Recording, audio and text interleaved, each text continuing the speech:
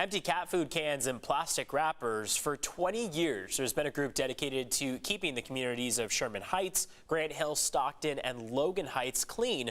But now some property owners in the district are ready to disband. Joining us to share what it takes to keep these neighborhoods clean is inewsource editor Mary Plummer. We're talking trash, poor service, and responsibility. Mary, thank you for being with us this morning.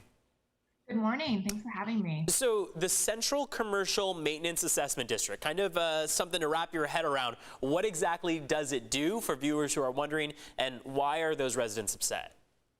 Yes, the name is kind of a mouthful, but these districts are pretty fascinating, even though folks may not know a lot about them. They're not especially well known, but there are more than 60 of these maintenance assessment districts across the city of San Diego. The districts are a tool for communities to raise money through property assessments to perform services such as graffiti removal, trash pickup. Essentially, it's a tax that some property owners pay in San Diego to keep their neighborhoods clean and cover other things like street banners, for example. This particular district was started back in 2000 by community members, but now some people who are paying this assessment want it to go away. They say that since the city took over operations of the district, that was back in July, the quality of service has really gone down and they've had some problems. Okay, so they feel like they're probably paying too much for a lack of service along the way. How much are those residents paying for these extra services? So this particular district has more than 400 properties within it, and its annual budget is nearly $250,000. Each property owner pays up to several $1,000s per parcel a year to participate. Some are saying that this money that they're paying just isn't worth it. They've had issues since the city took over. It's not cheap, and some people are wanting out. And Logan Heights is one of the neighborhoods that you've kind of focused on for this story. You spoke with the property owner there in Logan Heights for it. What did those property owners tell you? That's right. Our reporter, Sophia Mejias Pasco, interviewed Connie Zuniga, who grew up in the area. She wants to disband the district. She currently owns property there that she rents out to tenants, says there have been a lot of problems.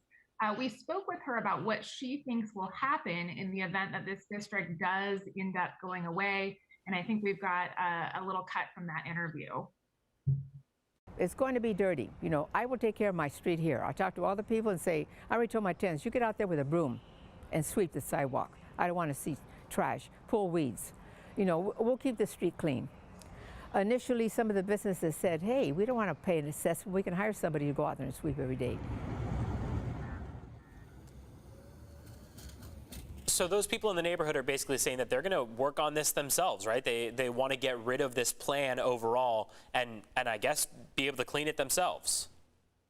That's right. And if this does go through, we could see some changes in the way that neighborhoods in southeastern San Diego, look in terms of cleanliness. Most property owners, I should say, tend to agree that without the district, the trash and other litter in the neighborhood could get worse. The district also pays for things like graffiti removal, for example. Some have said they will take cleaning into their own hands and make sure to clean up their properties, but others are worried that it may have a bigger impact on the community and also on local businesses in the area. So what happens moving forward? I mean, is that the plan then, that this is going to kind of disband and that those neighborhood tenants and people living in that area are just going to work on it themselves? That's right. It could possibly disband. There's a group that's very active that wants that to happen. So we're going to keep following this, and we'll keep you posted on what happens further with this district. But it's pretty interesting. There's several dozen of these all across San Diego County. We think of it as, we pay our city taxes and the city covers these services. But in some neighborhoods, in some parts of San Diego, that's not the case. All right, Mary Plummer, we appreciate your reporting on this and your team's reporting with inewsource, and looks like more information can be found on your guys' website. Is that right? Absolutely. inewsource.org. Thanks for having me on. Of course. Thank you, Mary.